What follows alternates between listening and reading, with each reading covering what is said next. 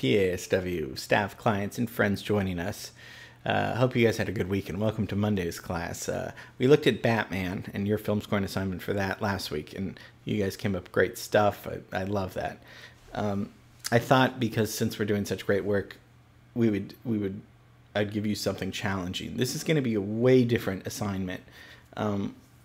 Lest anyone think there'll be John Williams submissions. I don't think so, unless you think it works. But we're going to do something that's which I didn't really want to do, but I think that this will be a good challenge for us. We're going to score a foreign film.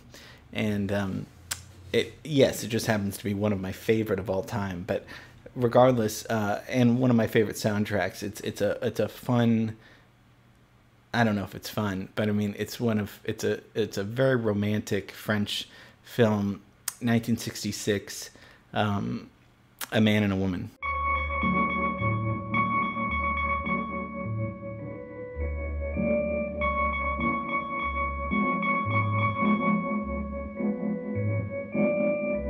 C'est beau quand même d'envoyer un télégramme comme ça, il faut avoir du culot. C'est vrai, non, c'est extraordinaire qu'une femme belle vous envoie un télégramme comme ça, c'est merveilleux. Quel courage.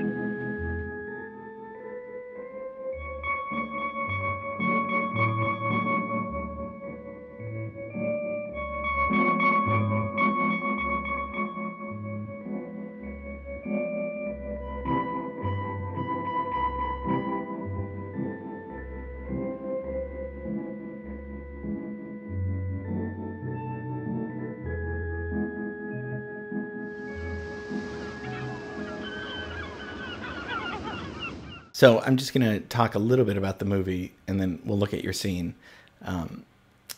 It's very romantic. It's a film written, directed by Claude Lelouch, and he's still living, but he's part of the French New Wave. We've mentioned French New Wave. Mostly Godard and Truffaut are the fathers of that. There's many other filmmakers too, but the French New Wave started kind of in the 50s. And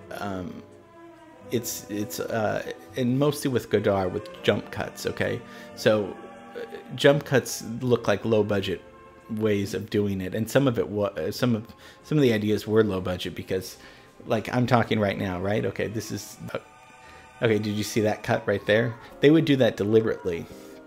Sometimes it looks sloppy. Sometimes it's just the filmmaker's way of showing people's different emotions very quickly. If you make cuts, it's a film technique that was kind of, I think, used in a low budget fashion that really actually turned out to be quite effective, I think, because mostly the French New Wave is not about very pristine storylines, linear way. It's not like that. I mean, Godard said you need a beginning, middle, and end, and not necessarily in that order for a movie. And so that's kind of sums up French New Wave. I mean, it's shooting on locations, without movie sets. Sometimes there's long takes, sometimes there's jump cuts. There's direct sound available. It's what I love about it is that it's very personal movie making, and the French came up with this. There's close-ups. It looks like almost like home movies in a good way, because it's and Godard and Truffaut loved the Hollywood golden age of films. They loved that, but they wanted to make their own way of just getting in the streets with a camera and shooting a personal story, much like Cassavetes would do in the 70s. So this is personal filmmaking, and today with this foreign film, this is very personal. This is nothing like Spielberg, nothing like other directors that we've talked about, Tim Burton. Nothing wrong with that, but this is on a more very introspective, personal, emotional level that's I don't know, that I like. But I mean, it doesn't. Again, who cares? So the movie is about two widowers, and it's a widow and a widower, and it's Anouk Aimée and Jean-Louis Triganet, and they meet at their children's boarding school. they drop off. They each drop off their kid, and she misses her train, so he takes her home, and they begin this friendship because both their kids go to the same boarding school, although they're both attracted to each other, and they both, as they talk, they realize that each spouse, they lost each one of their spouses with accidents. One's a suicide, one's an accident because he was a stunt guy.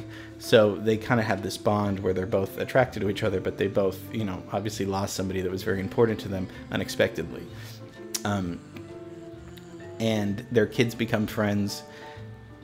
And I mean, the photography is beautiful. There's black and white scenes, there's color scenes, there's sepia tone shots.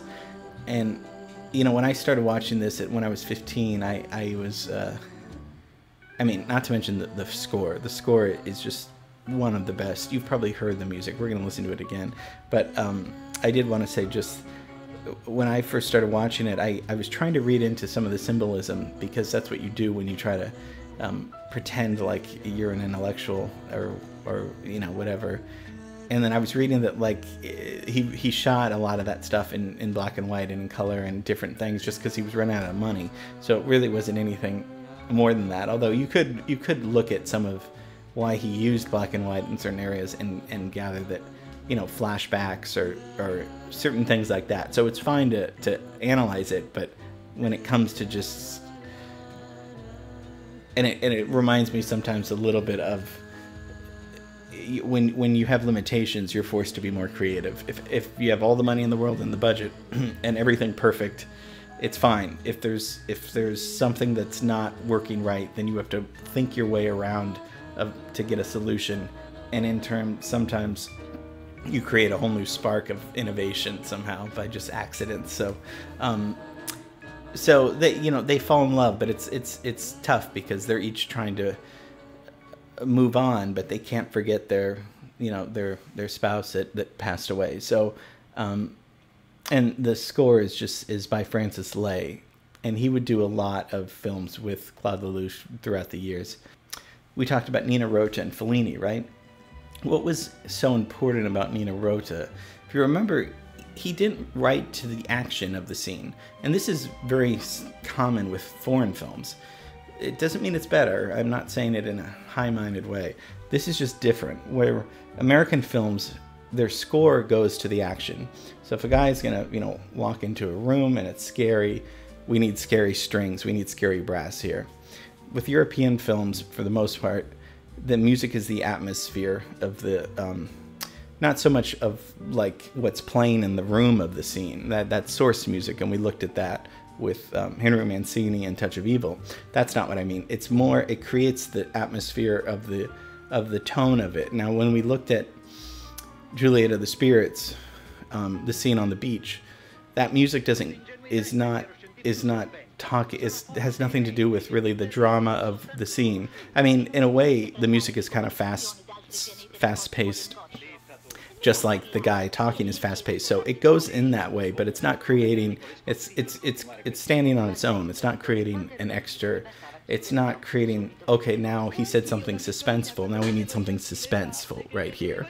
It's creating an overall environment that's just a soundtrack on its own. So it's standing on its own, and that's what I love about the music in foreign films, is that they realize that, hey, let's put a great score with this, and let's let the scene run for a few minutes, because the music is saying so much that we can't say, instead of relying on this is what happens in the script and the score is just gonna reflect. Because I don't know, sometimes of course that's effective, but if we think of all the horror soundtrack movies, do we want to listen to those soundtracks in the car after the movie? No, they're effective purely for the movie, which is great.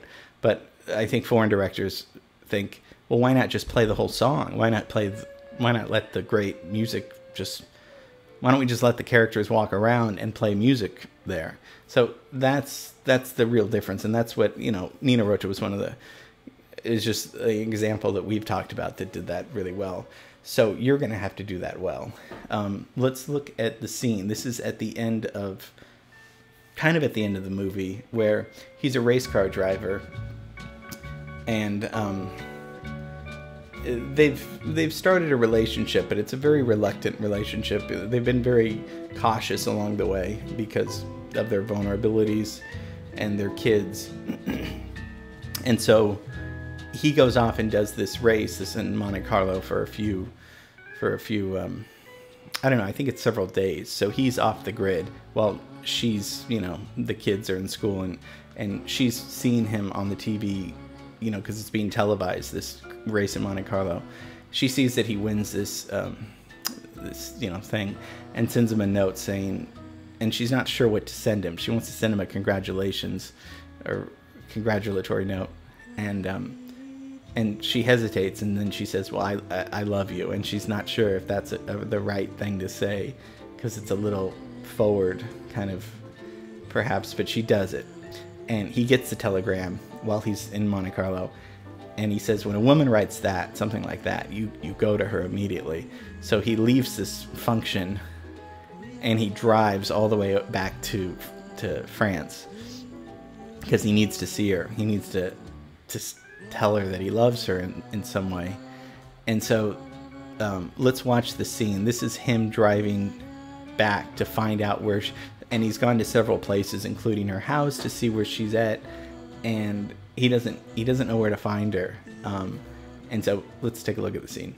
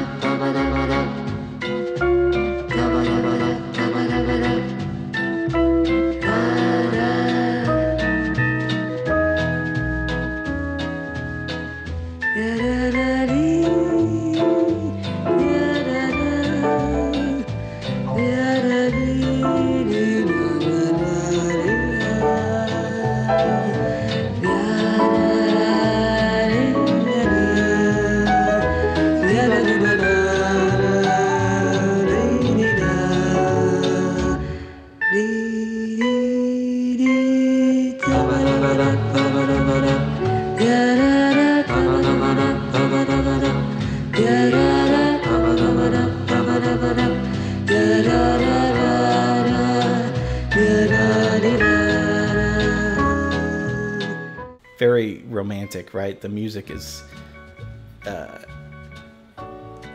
there are words later and earlier in the song, but for the most part it's just the male and female voices doing the 5-note pattern. Francis Lay, great French composer. It's perfect soundtrack music. It sounds like jazz, French music.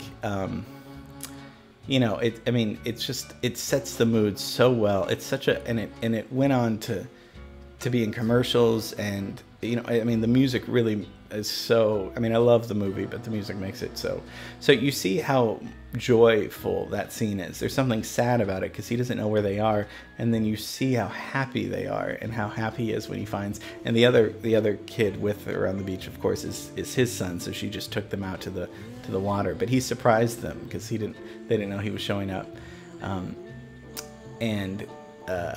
You see the dog earlier in the movie, and so that's why it's not as random, because you see that they're all this joy that they're having, and then separately the dog on the beach is having all this joy. So it's very cool.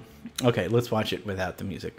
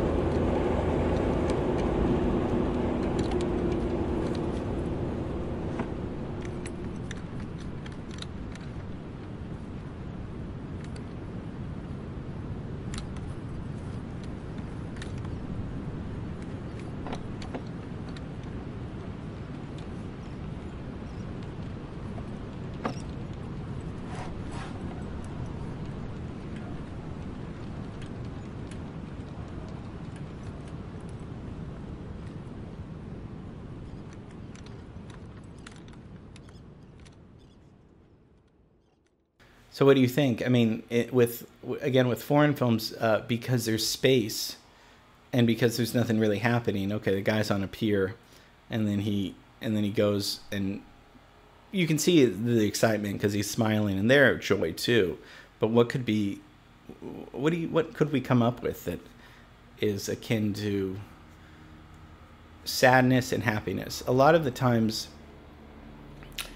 with European cinema and some with American is that the emotions go very quickly. So the music has to set a tone, a melancholy tone, a sentimental tone. Whereas American cinema sometimes is like, well, the movie's scary, so just put a scary score. Sometimes with European cinema, it's more complicated. It's more complex. There's the emotions kind of range. It's a little bit.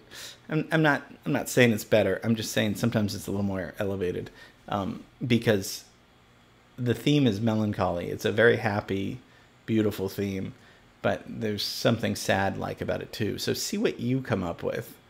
Again, this is a good. This is not easy. This is going to be a good challenge for us, and I'm curious to see if you guys come up with something romantic. It doesn't have to be, I mean, if you think Star Wars is going to work, I don't know. I might not put it in. Again, I'm just, I'm pushing you guys. I think that we can reach beyond some of these things that we've been looking at before. So get it to me by tomorrow. I know this is tough, but this is going to be fun. I guarantee you we're going to do a good job. So, all right, that's A Man and a Woman, 1966 French film. Beautiful, beautiful movie. Okay, I'll see you tomorrow.